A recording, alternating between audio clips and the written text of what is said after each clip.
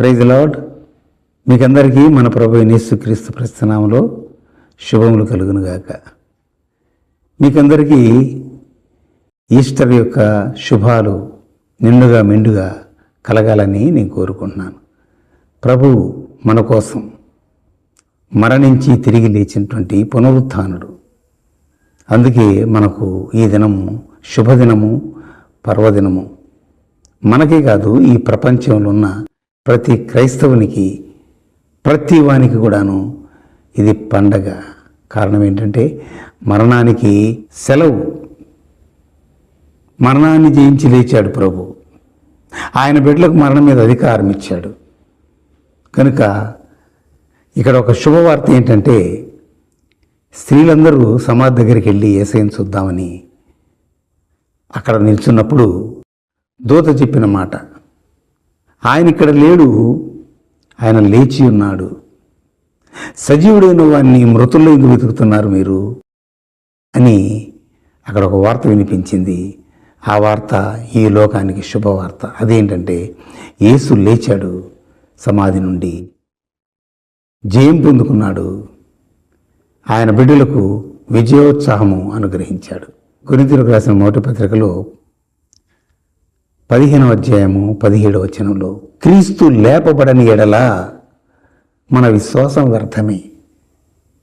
క్రీస్తు లేపబడి ఉన్నాడు. క్రీస్తు యేసు లేపబడని ఎడల క్రైస్తవ్యమే లేదు ఈ లోకంలో.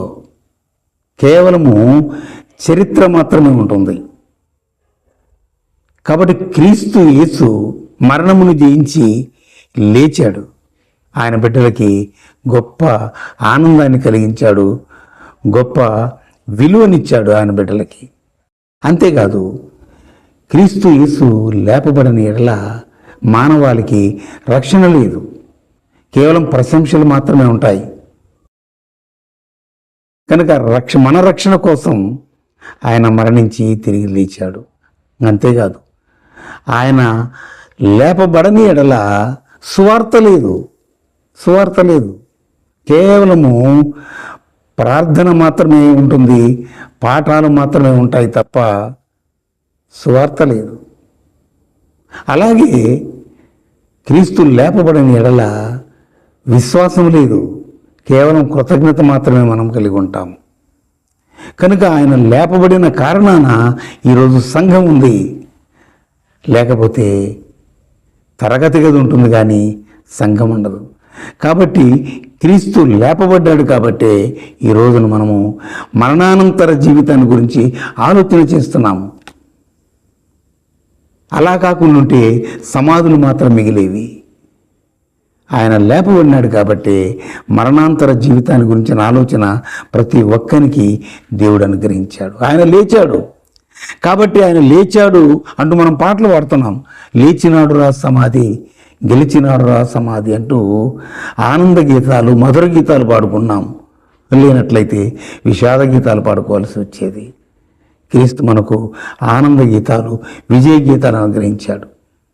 ఆయన పునరుద్ధానము మనకు గొప్ప ఆనందాన్ని కలుగజేసింది. లేనట్లయితే దుఃఖంలో మునిగిపోయేవాళ్ళం మనం. మన దుఃఖాన్ని కొట్టివేసి ఆయన మరణించి తిరిగి లేచిన కారణాన మనందము ఆనందిస్తున్నాము. అంతేకాదు, ఒక గొప్ప నిరీక్షణ కలిగి ఉన్నాం. నిరీక్షణ ఉంది మనకు. లేకపోతే చేదు అనుభవాలతో ఉండేవాళ్ళము. కానీ దేవుడు మనకు మధురమైన అనుభవము, శుభ నిరీక్షణ అనుభవము అనుగ్రహించాడు. అంతేకాదు, మన కోసం పరలోకాన్ని సిద్ధపరిచాడు. ఒకవేళ ఆ పరలోకమే లేకపోతే మిగిలింది నరకమే కదా. ఆయన బిడ్డలకు నరకము కాదు, పరలోకమే ఆయన ఇవ్వడానికి. సమాధిని గెలిచి లేచాడు, మృత్యువుని గెలిచి లేచాడు. దేవునికి మహిమ కలుగునుగాక. యేసయ్య లేచాడు. ఆయన మనం స్తుతిద్దాము, ఘనపరుద్దాము. ఆయన లేచిన తర్వాత అనేకులకు ఆయన కనిపించాడు, శిష్యులకు కనిపించాడు. ఆయన ప్రవచనాల ప్రకారము మరణించి తిరిగి లేచాడు. ఆయన వర్తమాన భూత భవిష్యత్ కాలంలో ఉన్న దేవుడు యేసు. హల్లెలూయా.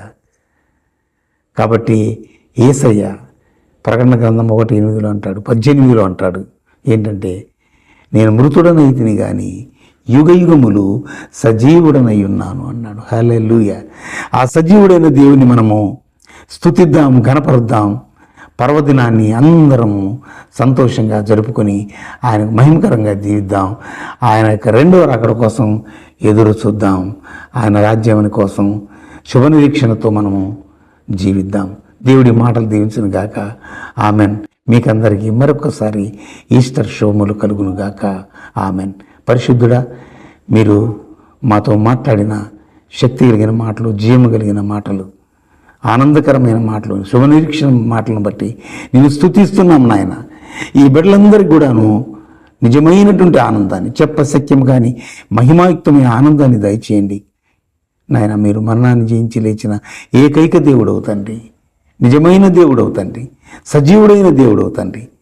వీరందరికీ నీ యొక్క శుభదినాన్ని లేదా ఈస్టర్ యొక్క మెండైన దీవెనలు ఈ కుటుంబాలకు అనుగ్రహించి ఆశీర్వదించమని యేసు నామములో ప్రార్థిస్తున్నాను తండ్రి. ఆమెన్.